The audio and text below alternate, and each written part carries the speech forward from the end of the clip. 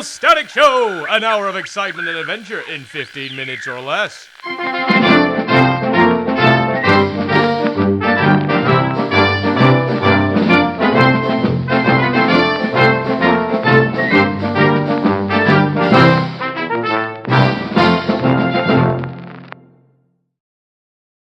Hello, dear listeners. My name is Dr. Thomas Proctor, the last living relative to the esteemed Colonel Edward Riptide. I have here in my possession, in his own words, the detailed accounts of his excursions. Here I recount them to you, fair listeners, and without further ado, I present... The Misadventures of Colonel Riptide, Rough Landings. The year is 1887, and I write this as I descend into the heart of the Congo. A certain Mr. Beauregard has asked me, the decorated Colonel Eddie Riptide, to find and bring back two of his journalists. Now I must stop writing and pull this parachute cord.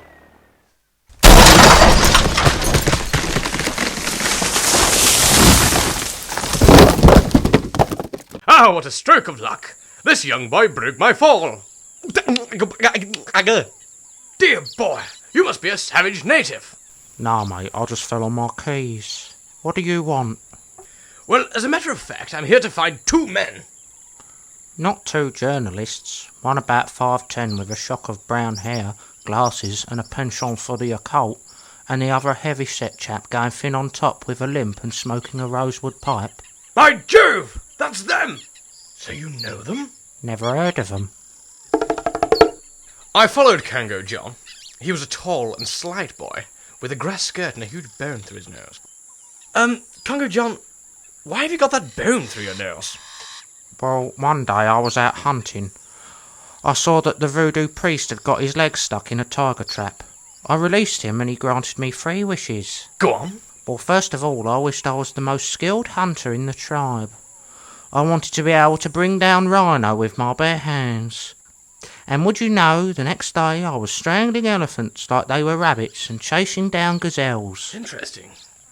Then I wished to be married to the most beautiful savage in the Congo. And when I awoke, there she was.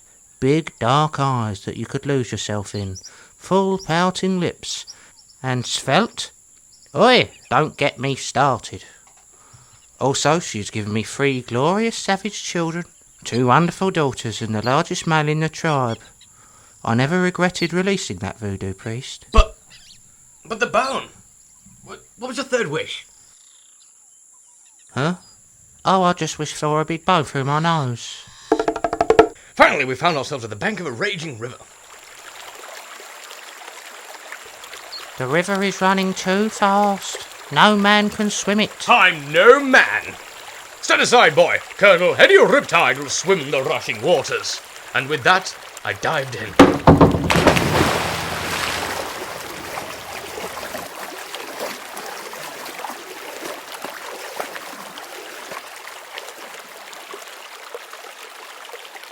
From the other side of the bank, I shouted to Congo John. What, I can't hear you, mate.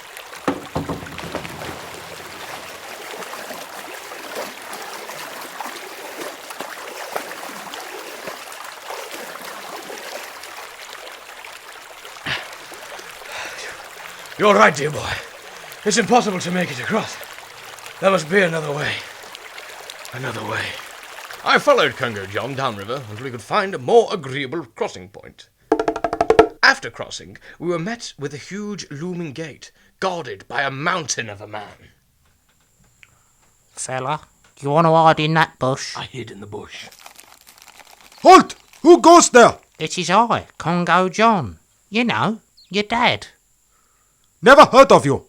What is password? Unter, anchor, ank, into my. That old password. I change it. Flipping heck. To what? I don't remember. You've forgotten your own password? What's your mother's maiden name? Gotcha. Correct. That's right. It is. Okay. Well done. Go right ahead. And with that, we snuck in. When I entered the village, the voodoo men were singing and chanting. I decided the best way to move through the camp undetected would be to imitate the song. God save our gracious queen, long live our... Alas, I was spotted, and immediately gripped. Fascinating. I broke free, and on my back foot was ready for anything.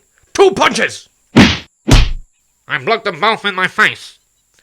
Using all of my force, skill, and experience in the ancient art of combat, I tried to run off. When I came to, I was locked in a small bamboo cage with 2 disheveled-looking men. Queen Victoria's corset! The newspapermen! I knew it was them, because everything they told me seemed fabricated and inaccurate. We were in the cage for a few days, and to entertain ourselves we sang many a song from home. Eton, Harrow, Oxford, Cambridge, the schools to which I didn't go. Instead I sat around a lot and played with other boys a lot, and that is when my mummy said no. A boy needs education if he's going to make his way, and I refused to raise a boy who'd probably turn out illiterate. And so she sent me off to school to learn to read and write, but all I did day in day out was play with boys and fight. Grafton, Duncombe, Papen, Winton, the schools to which I didn't go. Instead I didn't go to school but hung out at the local pool. My mum said that I was stupid, dim and slow. A boy must make a living, there's bills he has to pay. I didn't want to get a job, there must be a better way. And so I got creative, went down another path, followed Daddy's footsteps and ended up in Garth.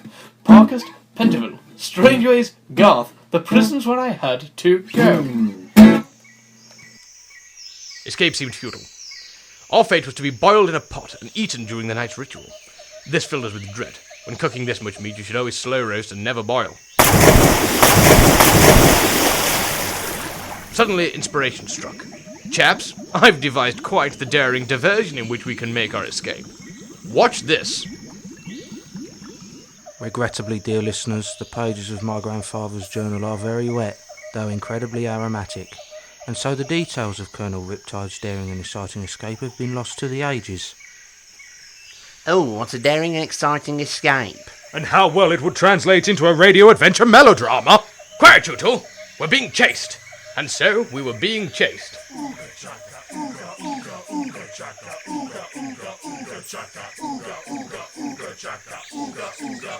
The band had grown weary, carrying the bongo drums, and so we all slipped into a cafe for a cup of tea.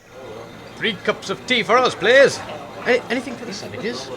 No, we get our own. What a lovely bunch. And so the chase was back on. We were running and running, and running and running and running and running. And we started running, and we were running and running and running. And out of the corner of my eye, I spotted Congo John. Over here, lads. I know a way out. Congo, my boy, why did you help me? I hate it here. The sun is constantly shining, the women wear nothing at all. All I eat is fresh fruit, coconut wine, freshly caught fish, and freshly killed meat. There's no pollution. People here don't care about material wealth. If I don't want to work, I have to sit on the beach all day.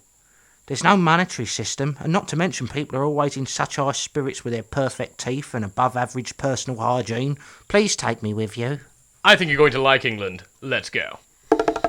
We followed Congo John, losing the savages and making our way to the coast, where, conveniently, my great ship, the HMS Unsinkable, was moored. After the journalists and Congo John had pulled it from the bottom of the ocean, we set sail for Blighty.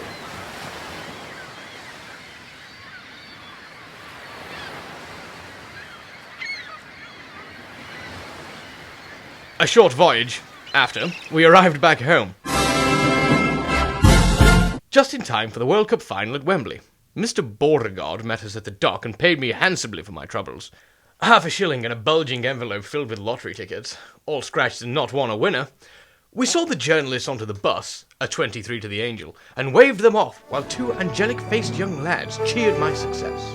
That's the end of another hair-raising adventure, I said to myself, as the boys ran off with my wallet and my half a shilling. So concludes today's tale. Tune in next time for another high-octane instalment of The Radio Static Show!